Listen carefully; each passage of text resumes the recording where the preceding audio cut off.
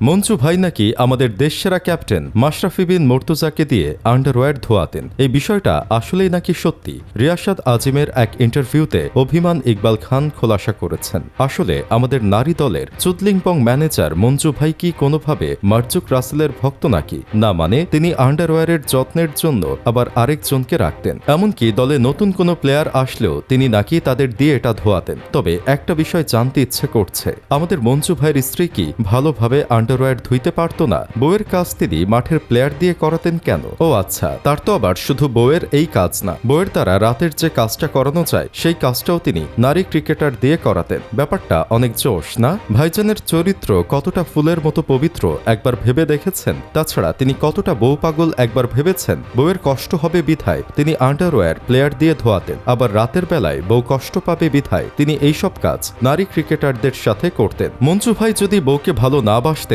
তাহলে কি আর এসব করতে পারতেন? আপনারাই বলেন। এজন্য আপনারা মঞ্জু ভাইকে এ যুগের আসল পুরুষ হিসেবে ঘোষণা করতে পারেন। অন্যদিকে আমাদের নাজমুল আবেদিন ফাহিম বিকেএসপি কাকা নাকি নারী ক্রিকেটারদের সাথে ইন্টু পিন্টু করে তারপর দলে জায়গা দিতেন। কেউ রাজি না হলে তাকে দলে নিতেন না। একজন ভদ্রলোকের বিরুদ্ধে এমন অভিযোগ কি কখনো মানা যায়? তাছাড়া আরও নাকি অভিযোগ করা হয়েছে ফাহিম স্যার নাকি বয়সভিত্তিক ক্রিকেটারদের দেওয়া বোনাস দেওয়া টাকা থেকেও টাকা মেরে দিয়েছেন। যেখানে প্লেয়ারদের দেওয়ার কথা ছিল 10 লাখ করে, সেখানে দিয়েছিল 2 লাখ করে। এসব অভিযোগে ফাহিম স্যার ফেসে যাচ্ছেন। দেখেন ভাই, ফাহিম স্যারেরও তো একটা পরিবার আছে, তার দিকেও একটু চিন্তা করেন। তিনি যেই বেতন পান সেই টাকা দিয়ে হয়তো তার পরিবার চালানো যায় না, তাই একটু প্লেয়ারদের টাকা তিনি নিয়েছেন। স্যার হিসেবে স্টুডেন্টদের থেকে এটুকু উপকার তো পেতেই পারেন, তাই না? তাই বলে কি অভিযোগ করতে হবে? তাছাড়া তার হয়তো বাসায় থেকে সারাদিন ডাল ভাত খেতে ভালো লাগে না, তাই নারী ক্রিকেটারদের কাছে এসে বিরিয়ানি খোঁজেন, তাই বলে কি অভিযোগ করতে হবে? ওদিকে ইন্ডিয়ার আছে রোমান্স কিং শাহরুখ, আর আমাদের দেশের বিসিবির বয়সভিত্তিক নারী দলের সিলেক্টর সজল চৌধুরী। তিনি নারী ক্রিকেটারদের বলেন, তোমার ঠোঁট সুন্দর, তোমাকে কাজল দিলে ভালো লাগবে। একটা ক্রিকেট সিলেক্টর যদি